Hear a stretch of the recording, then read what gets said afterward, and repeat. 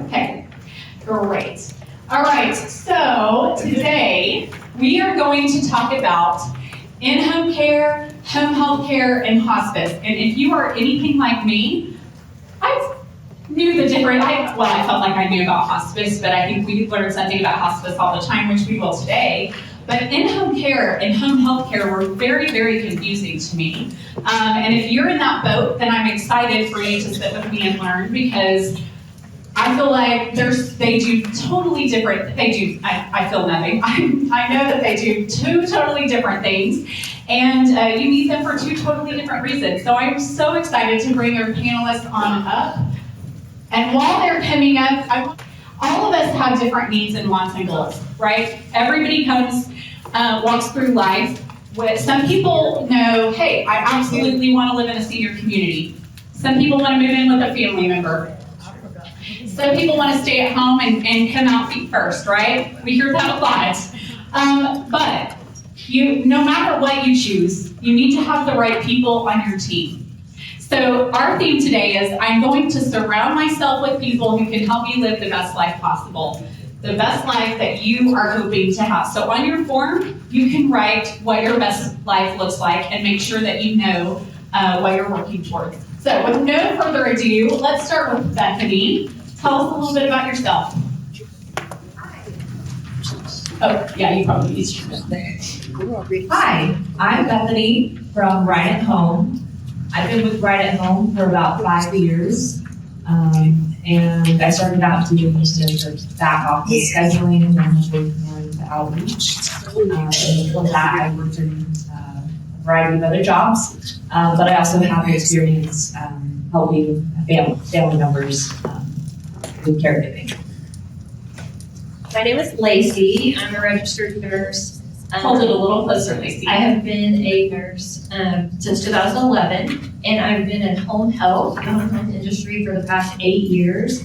My role is a care transition coordinator. So I help educate doctors, hospitals about home health and how to utilize home health, and then I help make sure that you have a smooth transition onto our home health services. Hi, my name is Joy and I work with Valor Hospice. I've been in hospice for a little over 16 years now. For the majority of those years, I would educate the community. That would include physician offices, hospitals, anywhere that dealt with helping people navigate healthcare decisions at end of life. And I would meet with families to help them navigate hospice and help them know that it's not scary and that it's an amazing ministry of care for people. At Valor Hospice, I lead a marketing team of 6 people to go out and do just that and educate our community and help people advocate for themselves when it comes to hospice care. Perfect. I love that. Thank you. So now just to recap, Bethany, you are in-home care or private duty. Some people call it private duty. Yeah. And Lacey is home health. Yes. And Joy is hospice. Perfect. Okay. All right. So I want to start with some common misconceptions. I know that when I started doing research for this talk, I talked to one person who said that they didn't like it to be called private duty, which I found interesting.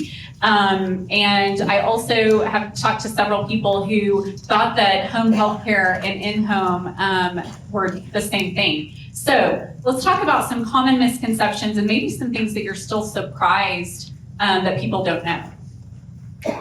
Yeah, so that is definitely one, that home health, people don't know, what home health versus in-home care is, and they often call us home health care. And then another one that comes up for us is that most people think that Medicare covers in-home care or private duty caregiving, and it does not. Okay. So with home health, it is a skilled medical need. So there needs to be a skilled reason for a skilled professional, a nurse or therapist, to be in your home. It is ordered by a physician and it's usually billed by insurance. Sometimes we'll see on the referral order for home health, patient needs help with cooking, cleaning, laundry, bathing. And so that's not home health. So a medical need, a medical diagnosis, a wound, a surgery. So there is a skilled reason for a skilled professional to be in your home. Perfect. Joy, a lot of people and you and I have talked about this before too, just that there's a lot of misconceptions about hospice in general. So why don't you speak to that a little bit as far as maybe how you interact with these two and what you feel like the biggest misconception for hospice is?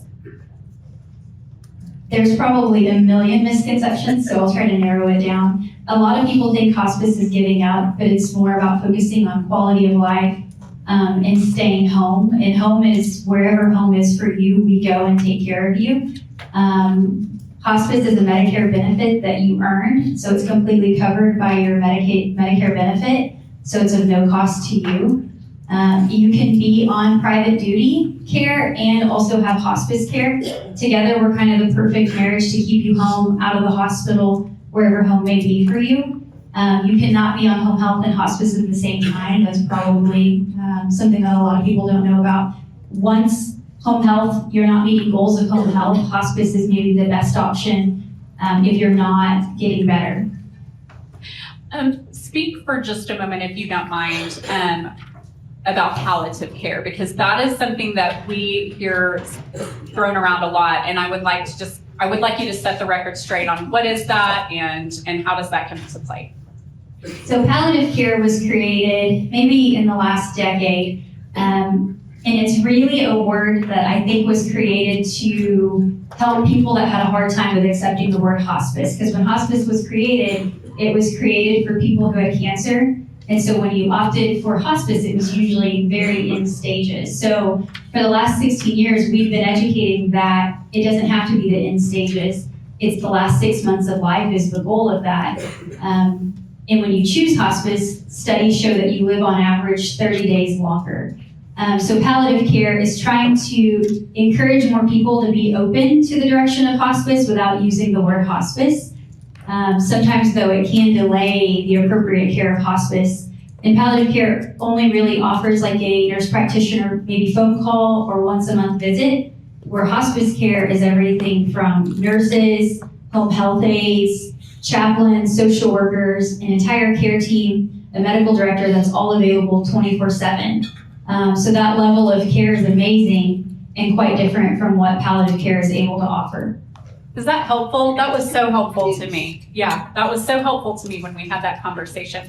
So in order to just to maybe drive home that purpose just a little bit more, if you could speak to scope of work and what you would say your industry's number one goal is. What is the goal of in-home care, and what's the goal of home health care? Yeah, so our scope of work kind of starts at, some like light duty type care. So housekeeping, laundry, running errands, transportation, things like that. And then we can also help with once someone starts needing more hands-on care, bathing, incontinence care, going to the bathroom, mobility assistance, and things like that. And then for us, the number one goal is driven by the client. When we do our start of care, we ask them, what is your number one goal? And we base our care and our care plan around that. I would say 90 to 95% of our clients say that their number one goal is independence. So they're trying to live as independently as long as possible at home. And so that's our goal. Perfect. I love that. And so just to reiterate, you said that you are able to transport people to and from within reason, I would assume. Yes, we can transport people, to and from doctor's appointments, outings, activities. There's some guidelines and waivers that have to be signed, but absolutely. Great. Okay, Lacey? So I would say with home health, the goal is always to get better. Home health has goals and outcomes that we're gonna push you to meet, whether that be exercising, walking a certain distance, a wound that is healing. So the goal is always to get better, short-term services, and get you back to independence to where you no longer need our services, that we can get you back out into the community. So I say the goal with home health is never long-term. I think there's a misconception that if I have home health, and especially with doctors, that's why I like to educate the doctors. Home health is just coming, giving cookies and taking blood pressure, and there's so much more to it than that. And so our goal is to get you back up and get your independence back after a fall, a surgery, a new medication, a new diagnosis, get you back to independence and back out into the community. The goal of hospice is the goal of our patients. So we ask everybody, what are their goals? Quite often when I meet with families, they say, my goal is to not go back to the hospital. It's maybe not to seek aggressive treatments that are making me feel worse than better. So they want quality of life at home with their loved ones, their pets, their grandchildren, maybe attending events with the support of our care team. That scope of care that we provide is, like I mentioned earlier, so we have an RN that comes out a few times a week. We have a home health aide that really focuses on personal care, so ensuring that you feel clean, your hair's fixed. Our home health aides, I've seen them blow dry and curl our patients' hair so that they feel good. We have social workers for resources, we have chaplains for spiritual support, and then we have a medical director. So it's a true interdisciplinary team.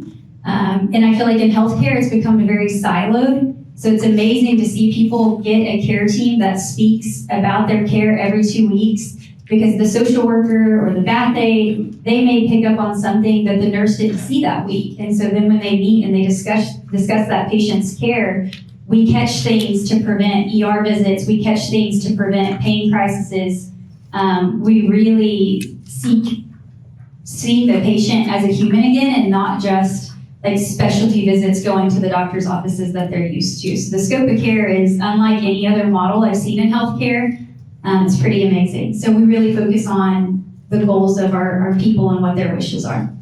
So I've heard each of you say that you are really wanting to know, what do you want? Speaking to the patient, what is your goal? So can you tell us, and Lacey, I want to start with you, if that's okay. Tell us a little bit about what that intake process looks like, who contacts you first, what can they expect? Because nobody likes to make a phone call and not know what they're going to need to have prepared to answer and things like that. Yes, so at intake, a referral is sent usually by a hospital case manager or a physician. So that referral is faxed to our office. We have a central intake who is reviewing benefits. So home health is billed through insurance, right? It is sent by a physician. And so central intake is running your insurance, verifying your benefits, making sure there's no out-of-pocket cost to you. So Medicare, traditional red, white, and blue Medicare covers home health 100%, so no out-of-pocket.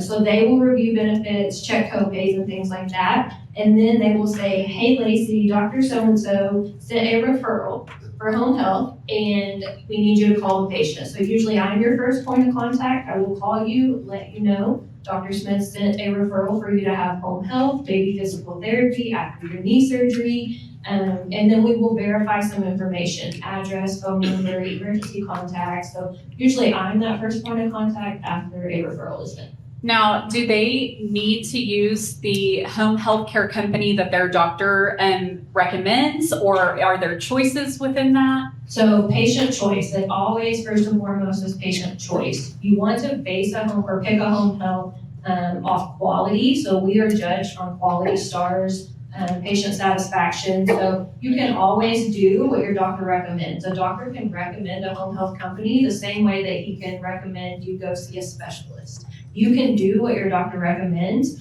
absolutely. But if you have a preference that you had a friend that had a good experience with a different home health company, you can ask for that home health company. So ask that doctor to send that referral to, whoever, and you absolutely have that choice to pick a home health. Perfect, great. All right, Bethany, so tell us about what the intake the initial process looks like with your company, with Right at Home. Yeah, so most often our intake process is more someone calling us saying, I think I need some help, or my mom and dad need some help. And so usually it's an initial phone conversation going over our scope of care and what that client's needs are. And then we set up a nurse assessment or a home visit. Sometimes it's at a hospital but wherever the client is at the time, to see what their needs are. And go over how our services work and costs and all of that. Now, if someone is living in a senior community, are you still a good source for that, or do they likely have the support that they need in the community? What does that look like? We do help clients that live in communities. A lot of times that's more of a lot of our clients that live in communities, we're more helping with transportation or outings, things like that. but we've done all sorts of cases in communities. Okay, perfect. Joy, no, Lacey's, yeah. I was gonna say, we can go to communities too. Oh, okay, Yeah, yes. so home health can absolutely go into the independent living communities because you're independent and that is your home, wherever home is. So we can come to you. So we can go to independent living communities. We can go into assisted living communities. Oh, that's So surprising. assisted living, they usually may have a nurse on staff, but a lot of them actually don't have someone on staff or on call 24 hours a day. So because they don't have that, you can be on home health services because, and that's something you need to vet for your home health as well. Do they have someone on staff or on call 24 hours a day? So living in assisted living, getting a little bit extra help by a nurse during the day, they don't have someone overnight after hours. You can have home health, make that call to us for the urgent event as well. Okay, thank you. All right, what does the initial hospice consultation call look like, and how's that normally kicked off? It can happen a few different ways. So sometimes we get a referral straight from a doctor's office, an assisted living, a nursing home, or you can advocate for yourselves, which I feel like you guys are all doing. And so you can call and say, hey, so my loved one, myself, I've seen decline. I'm tired of seeking treatment. I do not want to go back to the ER. What can you guys do for me? So you can advocate for yourselves, make that phone call, and then there's a few different ways behind the scenes we can collect the documentation from a standpoint of what we need medically speaking, and then we send out a nurse or myself. Sometimes it can just be an info visit if that's all that you would like, or we can send out a nurse who does an evaluation. And then upon that evaluation, she decides per Medicare's guidelines if you qualify. If you don't, we help you find resources. Maybe we call Lacey and get you some home health. Maybe we get you some private care. And then we also keep checking in to make sure if there is any decline, we can be the first phone call instead of resorting to go to the ER. And similarly to when I was talking to Lacey, talk to me about where is choice in that? Where is choice of who you work with, and what does that look like? So patient choice is always first and foremost the most important thing. We always try to educate that. Some physicians may have their preference, some communities may have their preference, but at the end of the day, even if I'm the first person that meets with the family, I encourage them to interview 2 or 3 hospices. There are some amazing hospices, and then there are some that maybe just do the bare minimum. So find someone that does all the things that are important to you. Make sure they have a good on-call. Make sure that they have staff that's been there for a while. Make sure that they're a company that's been around for a while and is stable. I have a sheet on my desk back there that you guys can check out. It's like an interview question, and it guides you on what questions to ask, just in case if you're not sure what to ask to vet out a company. Our answers are in blue. If they can answer all of those questions, then they're a good company, and you can just find who fits what you're looking for. I love that. Good. Well, kind of in that vein, let's talk about the internal vetting process. So since each of you, clearly we're talking about in-home, right? So you will be having people come into someone's home. What is your internal vetting process? And I'll start with Bethany on that. Yeah, so employees that work for us start out, kind of like any other employee where they're going to do an interview. We usually do a phone screen first and then an in-person interview. Many of our employees are also licensed. They're certified nurse aides or home health aides. We do have registered nurses in our office as well. And those employees are also go through 2 rounds of background checks, federal and a state, and then they're also drug tested. And they have to provide 3 professional references. Additionally, and some of those things are actually required by the state of Oklahoma, not just our company. But additionally, we also kind of look at it as, is this someone that I would want taken care of by a loved one, and would I feel comfortable? Lacey? Yeah, so I would say the same for home health, very extensive interview process. We're doing full background checks upon hire. Everyone gets fingerprinted, so we do fingerprints upon hire. Some companies will actually do a drug screen upon hire. And then, of course, your yearly education. So we want to make sure our nurses and therapists have the continuing education that they need throughout the year. And then yearly, like nurses license, we have to keep our nurses license up to date, I think every 2 years. So if you have a clinical professional license, you have to keep that up to date. Car insurance, I always have someone on me about, hey, your car insurance is expiring, your license is expiring, make sure you get those. And then anytime they're ever, since it is a driving, our job is driving all day, every day. So anytime there is a wreck, that is immediate warrant for a drug test as well. Wow, okay. So what about your vetting process for hospice? So I'm going to piggyback off Lacey. We do all those same things since we have all clinical staff, ensuring that they have continuing education throughout the year. Since we are the government funds Medicare, we are surveyed, we are audited, we don't know when those people are coming. They go to patients' homes and ensure from a quality standpoint we're doing what we're supposed to do. On top of that, as a company, our director, she just hires people that cares for people the way that we would all want someone to care for our loved ones. And so that standard is set really high, and I appreciate that. It makes sure that we provide amazing care. Another thing that we're doing is we partnered with the We Honor Veterans program. So in light of today, we ensure that all of our staff is trained to understand the sensitivities of our veterans. Sometimes it's our chaplains that veterans maybe finally open up to for the first time ever. So that support, that education is really important to us. So we try to make sure that we're always sensitive to the needs of our patients, and we educate and support our staff to be the best that they can be for all of our people that we care for. I really appreciate that because I can't be the only person in the room that has heard horror stories of having people in a house that and maybe someone doesn't feel great about or a family member is concerned. So if someone has a concern, what does that, we'll call it complaint system look like? I mean, is that is it going to be uncomfortable for the person to say something? Do they know up front who they're supposed to say something to? How is that handled with you guys? Yeah, so we always tell our clients that they can call our nurse, the registered nurse that usually did their assessment, or their care navigator that handles their day-to-day scheduling. And it can be escalated within our office towards our director if needed. So they're always told that, yes, please let us know right away if you have a concern. And if there's an employee that they have, a major problem with, or there's a major conduct issue, they can ask for that person not to be sent back to their home, and we'll honor that. It's their home, so you should feel safe in your home with the people that are coming in.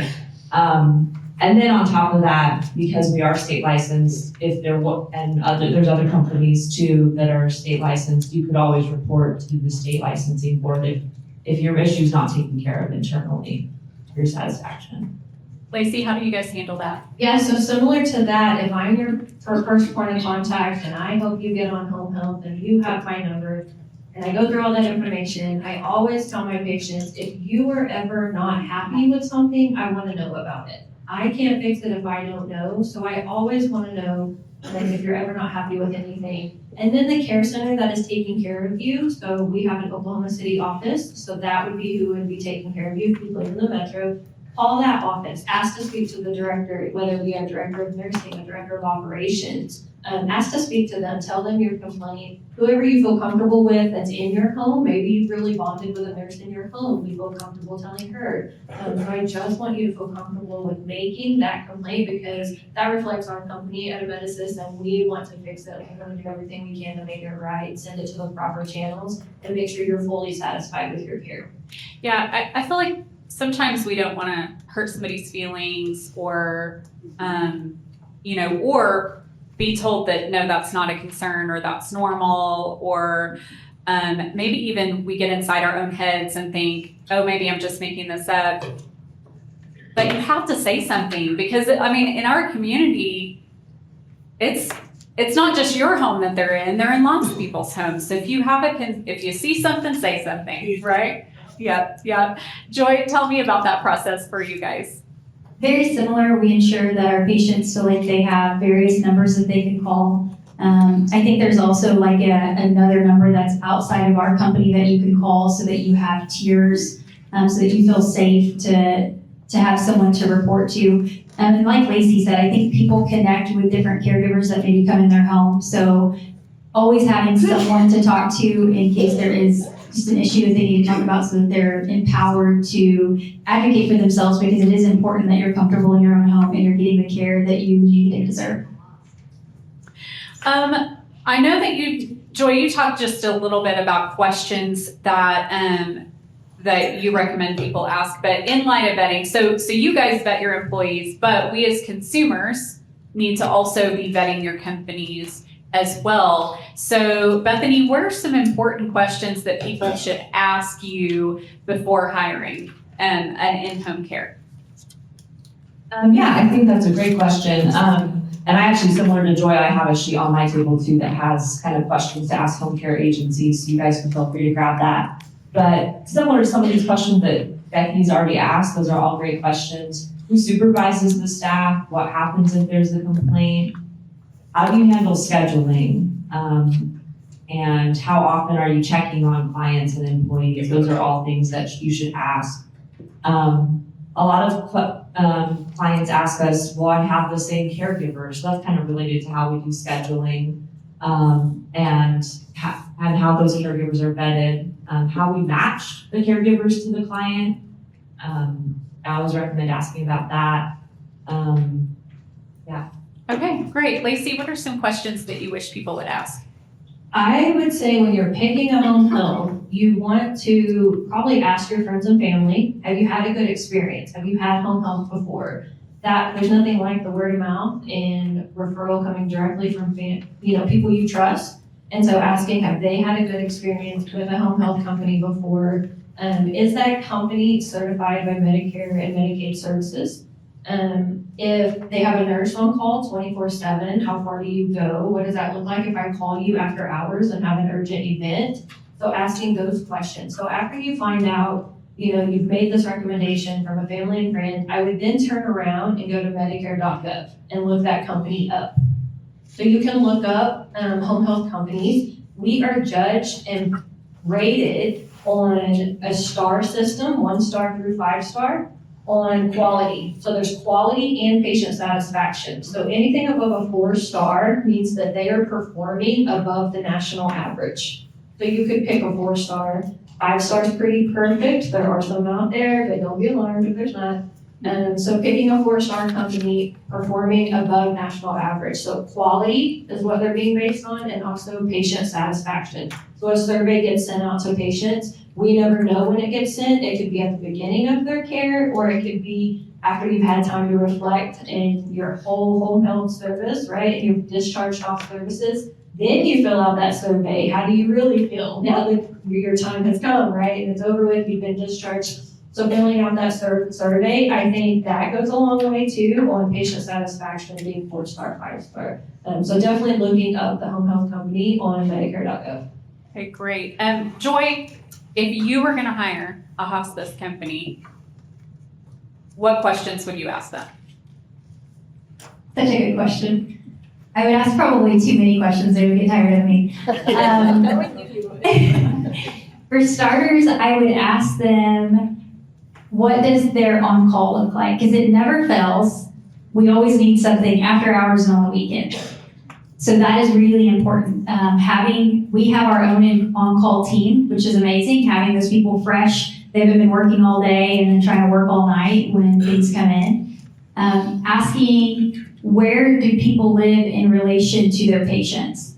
So we make sure that we have care teams that take care of a geographical area. So if someone calls and they live too far from where we feel we can appropriately get to them on call, we find a really great hospice that services that area better.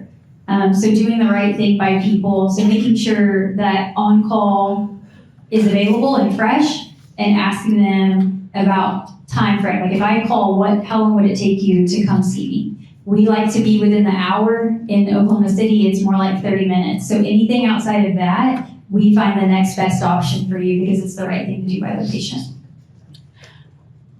What I would love for everyone to think about for just a second is that idea of being proactive versus reactive, because as these ladies are talking, one thing that is recurring in my mind is a lot of times when you need to call one of them, you're probably in a little bit of a rush, or maybe in a situation where you're not making the best decisions, or maybe one of your adult children or someone who is acting as a guardian for you is making those decisions.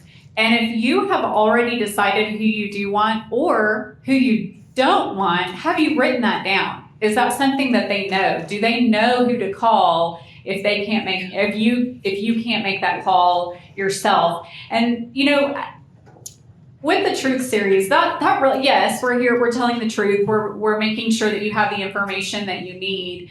But one of the things that every single one of you in this room is so very, very good about is being prepared and being proactive.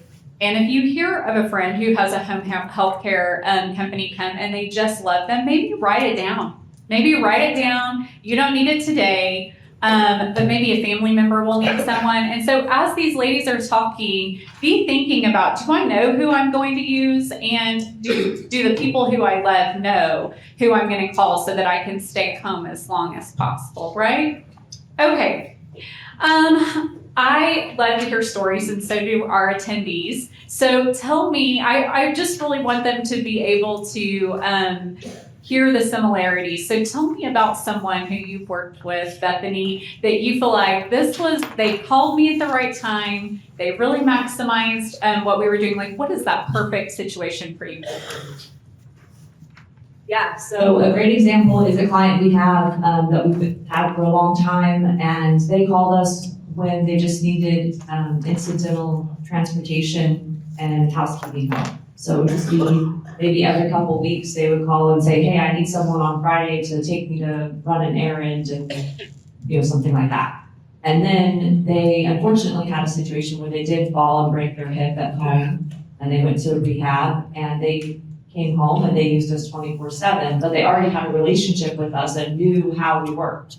So when they had an emergency, they knew who to call. And then now they've done a lot better, and then they've kind of been able to scale back those hours. They're not 24/7 anymore. So we've been taking care of them for a long time, 5 or 6 years, and that's kind of maximized, one, the finances, and two, also given her that comfort of knowing who she's working with when something happens.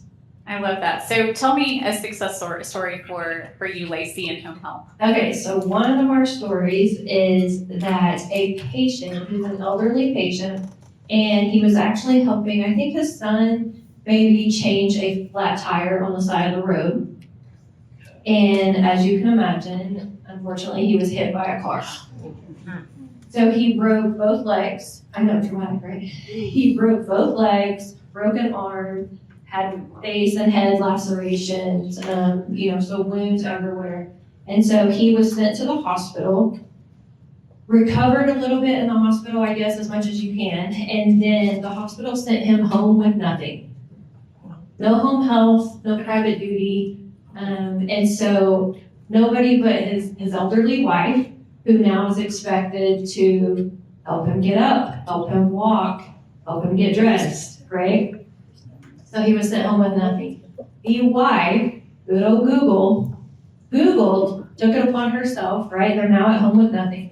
Took it upon herself to Google home health companies, found our company, thank goodness, and we were able to help heal his wounds, for one. And then, as you can imagine, breaking both legs, that's a lot of therapy, a lot of rehabilitation, exercises. So he needed the therapy. And by the time that he had discharged, he did not need a walker. He did not need a cane, so he needed nothing to walk. And so that is successful for everybody. So that sounds like he was a good patient. He was a good patient. He did what you told him to do. Right. Yes. Okay. I love that. So do you have therapists that come in the homes too as part of home health? Talk about that. Yeah, so not everyone realizes that part of home health, there is a skilled nurse, there is physical therapy, occupational therapy, if you need just some education or a little bit of help managing getting dressed, so those activities of daily living, and then as well as speech therapy that we provide as well. Excellent. Wonderful. Joy, I know you have a lot of success stories, but tell us what just you watch someone walk through that process and be like, this This is our poster for what people need to experience. I've definitely seen some amazing stories through the last 16 years just because hospice is a beautiful service. The story that always stands out to me is this sweet lady. She was in the hospital. She had been battling cancer for a while. And I think she was just tired of all the treatments. And she took it upon herself to call. And I happened to be the one that got to go and do the info visit with her and her son at the hospital. I asked her what her goals were, and she basically explained to me everything that we do in hospice. And I was like, well, we can take care of you. That's exactly what we do. She wanted to go home. She didn't want her son to have to be her caregiver as much. She wanted support for him. She wanted to go home and see her puppy dogs and be able to sit in the sunlight and not be sick every day from treatments. And so when I told her these are all of the things we provide, she just started crying and she held my hand and she's like, get me home. I want out of this hospital. And I was just so excited for her because it was so neat to see her advocate for herself as well. And her son was sitting in the corner of the hospital room, and about that time, her oncology doctor walked in. And the doctor was like, who's this lady? And pointed at me, and the patient said, well, this is my hospice angel, and she's taking me home. And the oncology doctor scolded her and was like, but we have another medication we can try. And the patient was like, am I going to be magically better tomorrow? Is it going to be healed? And the doctor was like, but you have to try. I'm your cancer doctor, and you need to try this. And the patient just kept advocating for herself and was like, no, I'm going home with joy. And about that, the doctor continued. And about that time, her son, who had been sitting in a chair, stood up. He was about 6'5", and he looked at the doctor. He said, you, outside. And the patient grabbed my hand. She said, don't worry, honey, he's going to take care of this, and we're going home. And it was just amazing. And she lived several months, pain-free, quality of life. We were able to come in and make sure that the son got to be the son again instead of the caregiver, which is really important. I think caregivers need our support as much as patients do, whether it be spouse or children or siblings. And so it was just a beautiful story, and it really encompassed all that we do for people to get them home. I love that. I knew you'd have a good story. Okay, well, let's flip the script a little bit and tell me, and I'm going to start with Joy again, actually. Tell me a situation where you think that someone could have maybe made some better, like you could have helped them and they didn't let you help them. Can you talk about that? I mean, that one's hard because oftentimes when it comes to hospice, if I can talk to the patients, they want hospice. So it's not necessarily the patients. It's oftentimes their doctor, their daughter that doesn't want mom or dad to give up. And those situations are hard because we don't want to let down our loved ones. We don't want to let down our kids. We want to keep fighting. And our kids don't need to be selfish. Our spouse doesn't need to be selfish, but that's kind of what happens. And so oftentimes it's those loved ones having a really hard time letting go. Or sometimes it's, personally, for me, for my grandpa, he needed hospice, and all of his physicians and the VA hospital and the nursing home, they were too afraid to bring up the word hospice, even though grandpa needed it desperately because grandma had passed away 4 months prior, and they didn't want to give our family any more bad news. And so shame on all the physicians and the healthcare providers that kind of stole that support that my family and my grandpa needed. And he ended up passing away in the VA hospital in the middle of the night by himself. And that is everything opposite of what I've been preaching the last 16 years because people deserve that benefit. And so if we can get the right education to people and let them advocate for themselves and make sure that they tell their POA or their son or their daughter or their spouse, hey, this is what my wish is. In the last 6 months, I don't want to do physical therapy. I don't want to be treated like a patient. I want to go home and I want to be a person. I want to be pain-free. I want my family supported. Being able to advocate for yourself and have these resources is awesome. So we're glad that you guys are here today doing just that. Perfect. Lacey, when are some times that you've seen patients maybe not taking full advantage of what you can offer? And what are the repercussions of that? Yeah, so probably when our goal in home health is to get better, right? To rehabilitate you, to do exercises, to get better, get off our services. And so when patients, we constantly see them missing visits, and it's like, if we're taking your care seriously, we want you to too. And so I think that's just the biggest thing I see that, home health has been ordered for a reason, to help get you better. And so when you're constantly saying, I'm busy, can't come, and we know things arise, we know scheduling conflicts, it happens, right? But the consistent missed visits, that will hinder your care, or therapy. When you need the exercises, you need the therapy, that will hinder your care like no other when we're repetitively missing visits. And then another one we hear is, I'm too sick for the nurse to come today. We don't care. We don't care what you look like. We don't care what your house looks like. We don't care if you're growing up or it's coming, whatever's happening. We don't care. That's when you need the visit the most, right? So you're not too sick for the nurse to come. That's when you need the visit. Let the nurse come. She probably needs to listen to your heart, listen to your lungs. So we need to call the doctor. Can we catch something in real time at that moment that could save us an ER trip or a hospital trip in a day or two? Calling that physician, does he want us to change a medication? Does he want us to do lab? We can draw blood in the home, take it to the lab and get results. Do we need to do a UA? Do you have a UTI or a kidney infection that's causing confusion, right? There's so many things that we can do in the home in real time, but you have to let us come. We have to have the visit. Yeah, you just said something about what did you say when we were talking before about somebody being in the casino or something? And you said, you're like, if they call and cancel their appointment because they're in the casino, Yes. that's a little bit of a. So when you're canceling our appointments, we'll talk about homebound status here in a minute. I'll kind of elaborate on that. But when you're going, you're missing our visits because you're going to get your hair done, you're getting your nails done, you're at the casino, then you're probably not the best candidate for home health. Because Medicare's gonna say, if you can go to all those places, then you can go to the doctor's office and get your care, you can go to outpatient physical therapy, do therapy there. Probably need to discharge off home health now. Yeah, when we had our call, we laughed a lot. They had some funny stories.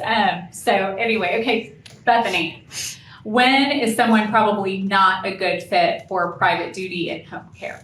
And when have you seen somebody get in their own way? I guess I should say. Yeah, we've had similar, situations to what Joy and Lacey mentioned, but I'll kind of go over two different options or scenarios that they have in. So one is safety. If someone is not in a safe living condition, that could be their home is not a safe condition, or maybe physically they are not in a situation where they could stay at home. That might be that maybe they're so weak that they are bedbound, or maybe they are like a 2-person assist. So that could either be that we need to bring in hospice and 24/7 care, or they need to be referred to one of our wonderful communities. Another situation that comes up is when someone gets in their own way is kind of like what I mentioned earlier. A lot of clients say, I only want one caregiver. I only want this one person. You get comfortable with them, and we get that. And it's scary to have new people in your home. But what happens when that caregiver is sick and you have a doctor's appointment? Or they get burnt out. If they are people too, and they have other things going on in their lives, there's gonna be a time when they can't come and you're gonna need help. So be open to what your agency has to offer. We vet these people. We are, like we talked about, and we are really careful about who we bring in, and just be open to at least having one extra person that's a backup that can come out and help you. I have an example. We had a client that was very insistent on not having any male caregivers, which I understand as a female, it might be kind of scary to have an unknown male in your home. However, there was a time when she really needed someone and her regular female caregiver was not available. And we had this really great male caregiver, like he just come for a little gap in between the other two caregivers. And he played piano, and she loved piano, and she had a piano. And so he went out and was there for an hour or two, and he played piano for her, and she loved it, and he became her favorite caregiver. Be open. I love that. Well, and we have a lot of caregivers in the room and people here who are caring for a spouse, and sometimes they do just need just a little. Maybe just have a morning to go grocery shopping by themselves. And one of the things that I love that you've said in the past is that if you want us to come play checkers with you, we'll come play checkers with you. If you just need just to be able to get out of the house and have someone there so that you can not run the risk of having a fall or something like that. I think that that's great. Do you guys do respite care as well? Yep, absolutely. So, like you said, our services are very flexible. I think, home health and hospice are a little more specific guidelines, but we're here to help you. So like I said, it could be checkers, it could be going to the museum, it could be going to your coffee or book club that you love to do, going to a library. Yeah, exactly. And we do respite care, so we could just come in for a weekend and take care of your spouse while you go maybe to a wedding or something like that. So we're very flexible that The way. casino. The casino. If you want to go to the casino, call Bethany. Okay, cool. I've noted. I'm going to write that down. Okay, let's talk about paying for these services. All right. So Bethany, how does someone pay for your services, and what does that look like?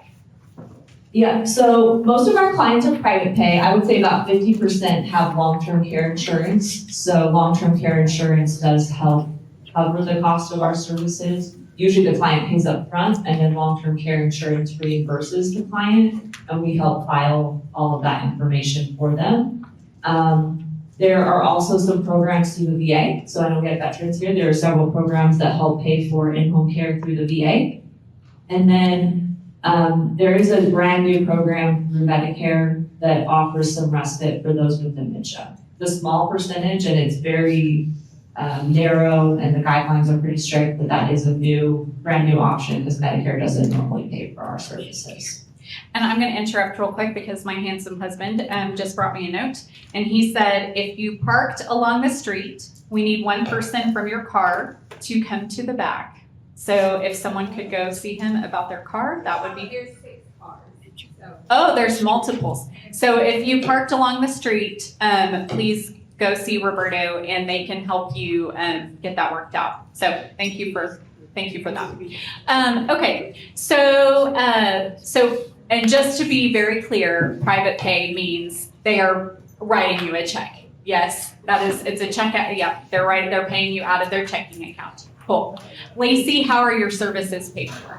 Yes, so home health is billed through insurance, so that is why you can have home health and private duty. We're billing insurance, you're paying privately out of pocket for the private duty. So you can have both, the same as you can have hospice and private duty, right? So we're gonna bill your insurance. There's a medical need, a medical situation, a medical provider, a physician is ordering the services, and so we're gonna bill insurance. Medicare, traditional Medicare, red, white, and blue, pays for home health 100%, no cost to you. Most of your Advantage plans will actually pay for home health 100%. What we see typically is the working people, so a private insurance or commercial insurance. Of course, you have a deductible to meet, so you may have a copay or an out-of-pocket expense if that is the situation or the insurance.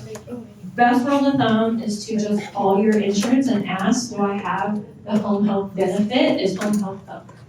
So just to clarify, it's very similar to going to the doctor. I mean, it's an alternative to going to the hospital, so it's handled the same way. If you have medical insurance or Medicare, then it is billed through them. Obviously, you're going to work with the VA if that's something that somebody has. Okay. Yeah, so what we see is like different home healths may be in network with different plans.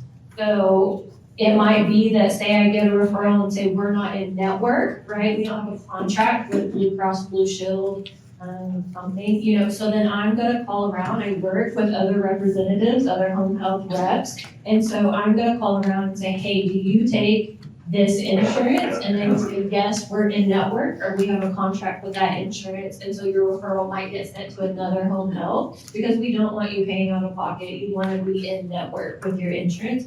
So different home health agencies will have different insurance contracts and be in network. Perfect. Thank you. So Joy, is yours pretty similar? It's quite different, actually. Hospice has a benefit through Medicare, and it's a benefit that you guys have worked for your entire lives and earned. And that benefit covers our services 100%, which is amazing. I mean, if you think about the entire scope of care that I talked about earlier, coming in where almost every day someone's checking on you, That also covers not only their visits, but it also covers any durable medical equipment, like maybe a hospital bed, a shower chair, a wheelchair, things like that, oxygen. It also covers pain medicine, incontinence supplies, any medicine that falls under comfort, we cover. So that's a really amazing benefit that you guys have earned and should utilize. Also, Oklahoma used to not have a Medicaid benefit. It recently created one. We were one of the last states to provide a hospice Medicaid benefit for people. So now that's also an option, and we've contracted with Medicaid to be able to take care of those people. In the past, if someone had Medicaid or no insurance at all, it would kind of be like a charity case, but we would take it because it's the right thing to do, and we still take care of those people just the same as someone with the Medicare benefit. So it's absolutely free, which is amazing, and one of the few things the government has done well. So let's just say, let's say that you have a grandchild that's having a baby shower and you really want to go to that and you're on hospice. Is that covered? I mean, are you able to take them to that baby shower? We encourage people to continue to do anything that's important to them. Like we said earlier, like maybe my goal is to go to my first grandbaby's baby shower or a wedding. And we will make sure that you have the support. We've had nurses attend things that people want to go to ensure that they have clinical care. We may call Bethany and say, hey, they need extra caregiving support to go to an event. It's amazing the things that we try to do to make sure that people get to do what's important to them. Becky referenced saying it's kind of like Make-A-Wish every day. It kind of is like that, and it's just a bunch of amazing stories that it's all about making sure that people get to do what's important to them and not be in the hospital. And I feel like coming up on the holidays, like keeping people home for the holidays, kind of ties into that as well. It's so important to not be stuck in that hospital. I just think, isn't it so wonderful that there are resources available to you to listen to you and help you do exactly what you want to do. If you stay at home and don't attend things, it's because you want to stay at home and don't attend things, because there are people who want good things for you and will figure out a way to make it happen. And I love that so much. And it does feel like Make-A-Wish. So good. I love that so much. Okay. What are some important truths that people need to know? What do you want to leave them with? What have we not said that needs to be said? I think similar to what you said earlier about being proactive is huge. I'm there for you if you are discharging from the hospital and you've just broken your hip. But it would be great if we could prevent that. If you start having some issues at home, we could help you. So that you can stay home as long and as safely as possible. That's the biggest thing. Be proactive. Start thinking about what your goal is. If your goal is to stay at home, research what companies there are. If your goal is to potentially move into a community, then you should start looking at that now. And do you need to bring support in maybe before that to help you, stay safe so you can go to the community that you want to? I think that's just been such an overriding theme is calling earlier than later so that you can really take advantage of all of the resources that are available. Lacey, what do you want to make sure is said in this room today about home health care? I think there's some common misconceptions. Oh, sorry. Class is over. No, class is not over. Who said that? You have to wait. Lacey, carry on. Common misconceptions about home health. We've heard that I thought I had to be bed bound. I thought that I could never leave my home. So I just want to take the time to explain to you what Medicare defines as homebound status. And so if you've had a qualifying event, change in medication, a new diagnosis, a fall, a surgical procedure coming up, all of those warrant the need for home health. And so they do want you to be defined as homebound. What homebound means, homebound status, is it's a difficult or taxing effort to leave your home. It's difficult to leave, right? And when you do leave, the durations are short. You go out for a little bit, you come back. They're infrequent, short duration, okay? It's hard to leave your home. But Medicare says that you can leave your home to go to the doctor's appointments, to go get food and groceries, and to go to church. So that makes you qualify for home health. It's difficult to leave your home. Now, there's the vice versa, when you're canceling our appointments because you're gone all day and the nurse can't come today. I'm at the casino, I'm here and I was like, you can do those things, right? But you're doing them a lot, right? You're canceling our appointments, you're more appropriate for outpatient than home health, then you're not considered homebound. So we may have a conversation with you about it's probably time to discharge. Is home health care truly, because in my mind, it really is the alternative to being in a hospital. Like, if you're responsible enough to let the nurse come over when they need to come over, do what they tell you that you need to do, all of those things, then yes, you can go home. But if you can't do those things, you need to be in the hospital. And how often do you have to send people back to the hospital? Quite a bit. Our goal is we don't want to do that. Sure. We absolutely do not want to do it. It actually hurts us. It hurts my heart. Two, it hurts our ratings, right? That says that we're not doing our job as a home health company and we have to send the patient back to the facility. That's where I talk about the star ratings. So yes, they're important, but is that home health taking high acuity patients, high level patients? Because patients are being discharged sicker and quicker is what we say in healthcare. And so you're coming home without resources and home health are taking that, right? And so there may not be resources that, look, we're gonna do what's in the best interest of the patient and we may have to send you back to the hospital, right? And so we just wanna make sure that you're taking your healthcare, right, in control and that you're advocating for yourself, you're doing what we ask, because we absolutely do not want to send you back to the hospital. Our goal is to keep you healthy and at home. Good, I love that. Joy, since our doctors are so great at having difficult conversations, I'm sure that there's nothing that you can add, but what would you like to leave people with about hospice?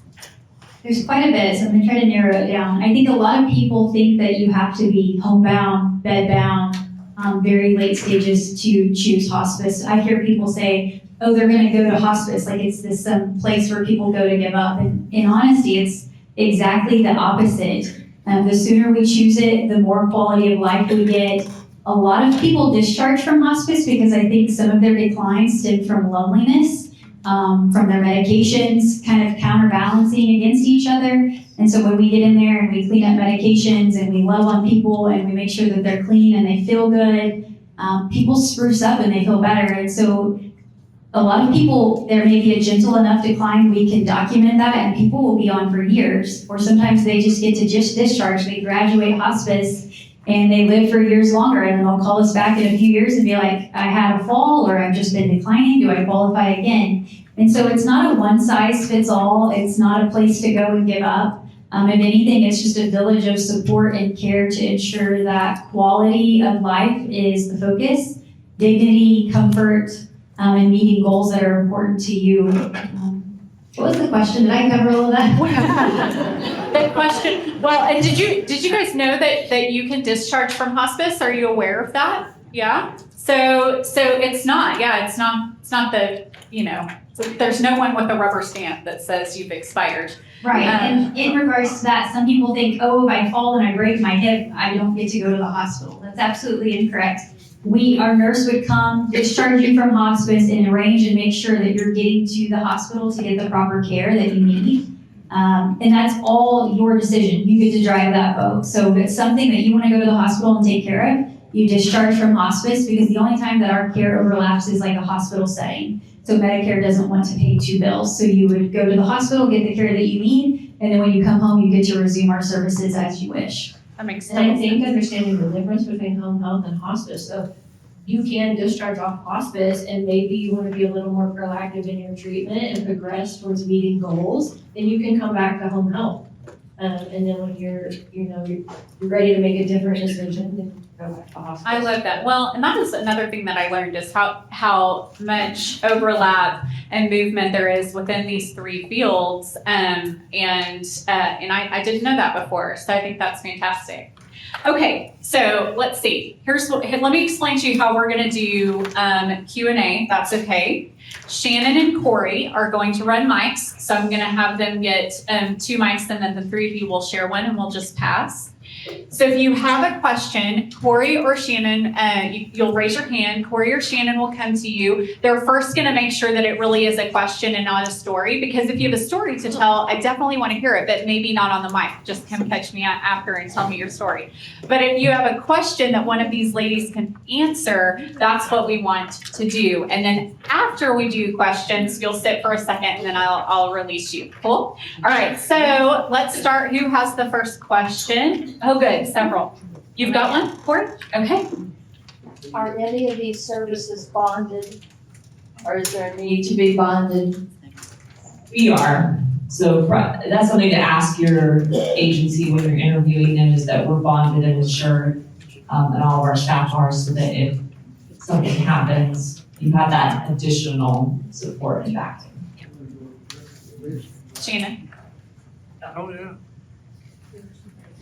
My question is, does Medicare Advantage plans cover hospice? Yes, ma'am.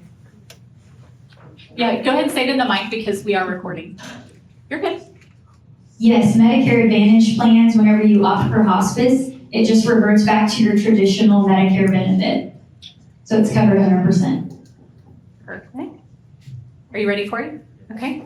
The question is, for Bethany specifically, can you tell us about your costs? Is it weekly, is it hourly, how do you go, et cetera? That's a great question. Yeah, so for mostly our private pay, it's based upon hourly, and we do 1, 2, and 4 hour kind of cost metric there, and then you pay weekly your bill kind of the week following. So that's a good question to ask the agency that you're working with, because not everyone does it the same way. What are the prices? I'd like to know what company Lacey represents. Lacey, what is your company? What other? Amedisys Home Health. Can you spell that? AMEDISYS.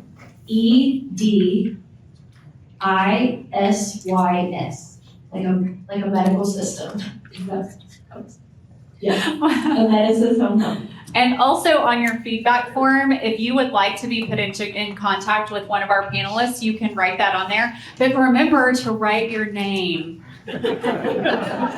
Okay. Corey? Do you have a medical person at hospice that can make that referral, or do we have to find a person to make that medical referral for hospice? You don't need a medical referral. If you call and say, I want hospice, then we may need you to sign, just like from a HIPAA standpoint, that we can receive any documentation from your doctor's office or you had a hospital visit, but you don't need a referral for insurance to cover it. It's just you advocating for yourself. Yes, sir. Yep, you're good. To qualify for hospice, do you have to stop lifelong treatments, let's say for dialysis patients, even though they may have a secondary condition like congestive heart failure, eventually will take them? So when our nurse comes out and does her evaluation, what she tries to do right now, Medicare does not allow for us to put people on for dialysis only and continue dialysis from like a comfort measure. So what we do if someone's on dialysis, we make sure and we look at all of their health records to see if they have another diagnosis that we can qualify them for so that they can continue dialysis. Because once you give up dialysis, we just don't have as much time as we would like for people to have. Congestive heart failure. Yes, so terminal diagnosis wise, CHF, congestive heart failure does qualify for hospice. Bethany, you had mentioned being able to do maybe like a weekend respite for a caregiver to get away or something. So that would be like a 2-3 day thing, something like that. And I suppose the cost would depend on exactly what kind of care is needed and how, whether it's full-time or just check in or something like that. Exactly. So it would depend on the level of care needed, because there's a couple different levels of care. And that's kind of a part of our initial consultation with our nurse that would evaluate that. And we have some clients where they may do like an hour in the morning and evening just to make them a meal and check their meds, or they might need 24/7 care for that whole weekend. So that just depends on their care needs. Sure, yeah. One thing I forgot to say that hospice covers is a respite stay. So say if you're caring for your husband and maybe he has Alzheimer's and you need to go to your sister's funeral in another state, hospice will cover 5 overnight nights and we help you find placement somewhere safe in the community, like a nursing home. And we provide our level of hospice care for that patient while they're there on respite stay. And so it's a great added support to ensure our caregivers, maybe you just need a week of rest, or maybe you're having to downsize and move, whatever it may be, whatever you need, that respite stay is a great added support. That's great.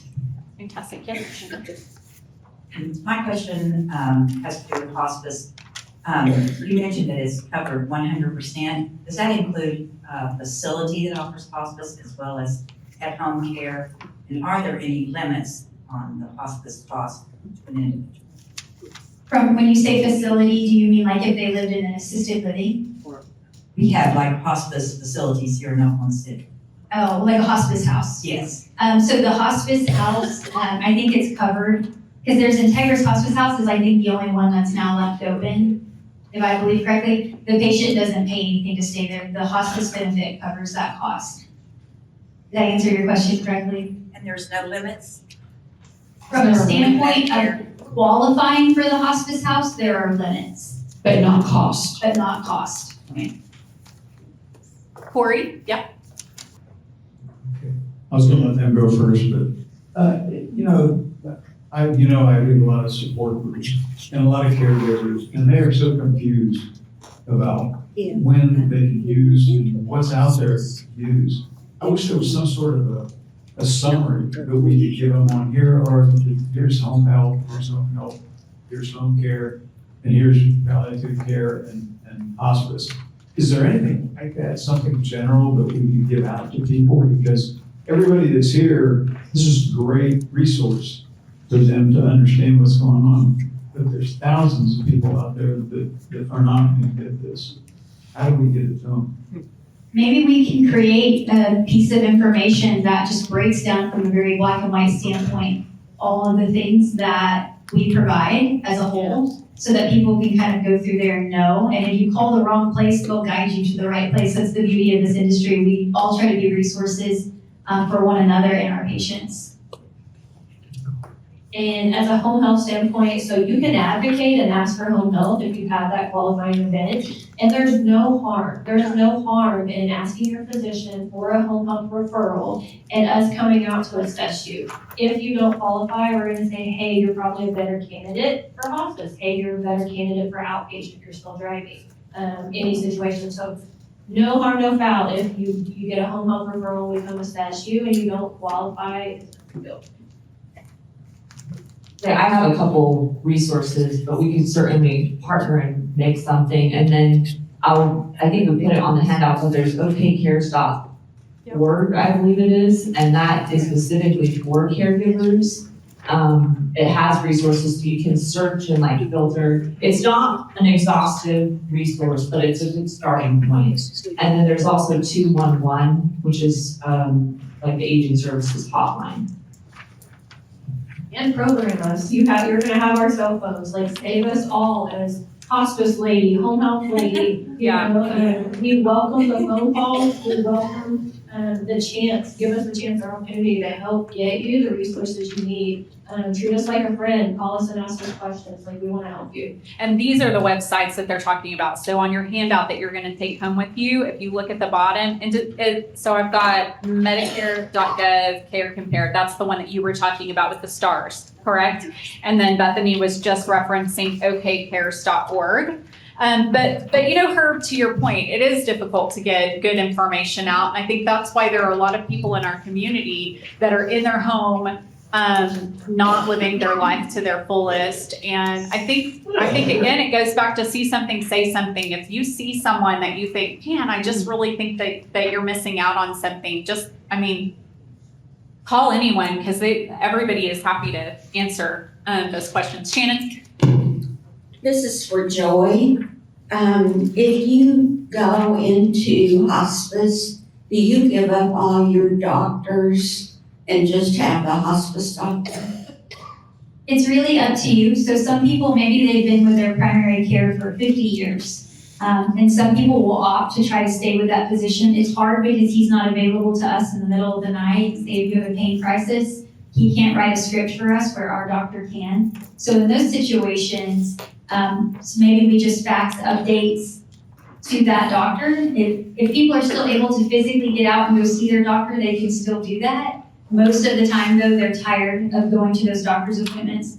If you come on for a certain diagnosis and maybe it's not heart related and you still want to go see your heart doctor because he's the cutest thing and you like him, you still get to. That's okay. Yeah, thank you.